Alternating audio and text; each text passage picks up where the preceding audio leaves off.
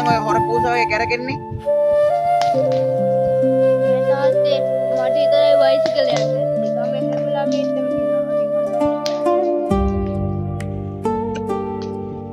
Bicycle ගන්න කොහෙද පුතේ සල්ලි තියෙන්නේ?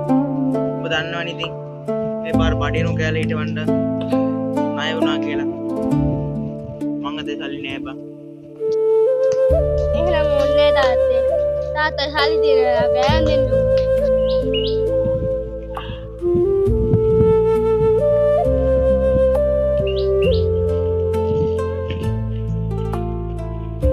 හලෝ. අඩෝ ඔබ බයිසිකලයක් ගත්තද බං?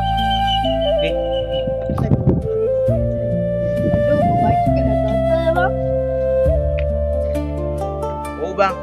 අපේ තාත්තා රටනේ ඉන්නේ. මට සල්ලි දැම්මා. මං අම්මත් එක්ක ගිහලා ගත්තා බං.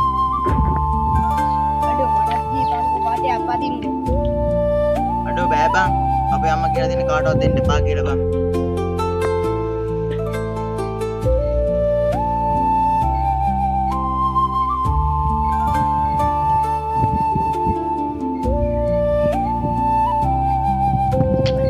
තාත්තේ කාගේද බයිසිකලේ? ඔබට ගෙනාවේ. පැදලා බලපන් හොඳයිද කියලා. අනේ තාත්තේ මොකද සල්ලි? ඔබට මේ පන්තියන් වලින් වැඩක් නැහැ නේ. ඔබට ඕනේ කිව්වේ බයිසිකලයක් නේ. බලපන් හොඳයිද කියලා පැදලා.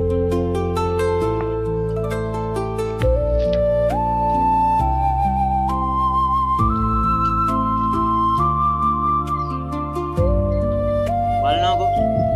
පොඩි එකා බයිසිකල් පදින්නේ එන සතුටින්. ඒකනේ. මම තාමසික මාළේ ලබන මාසයක් ගෙන්නලා දෙන්න බලන්න. ඒකට කමක් නැහැ. අපි හැමදේම කරන්න පොඩි එකා වෙනුවෙන්.